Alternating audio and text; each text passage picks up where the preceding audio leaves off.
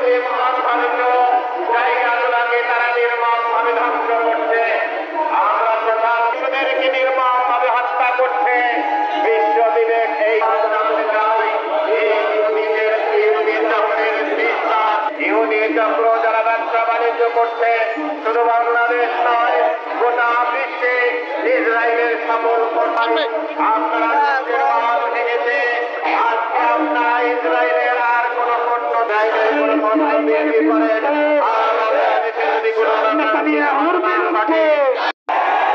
এই দেহের রক্ত সমস্ত রাজনৈতিক দলকে যারা আমাদের রক্ত নিয়ে কথা বলতে দ্বিধাবোধ করে, যারা ফিলিস্তিনের স্বাধীনতা সার্বভৌমত্ব আলহামদুলিল্লাহ রাব্বিল আলামিন। রাজশাহী মাসে আজকে বাংলাদেশের সর্বত্র ইসরায়েল কর্তৃক ফিলিস্তিনের উপর বর্বরচিত হামলার প্রতিবাদ বিক্ষোভ মিছিল এবং সমাবেশ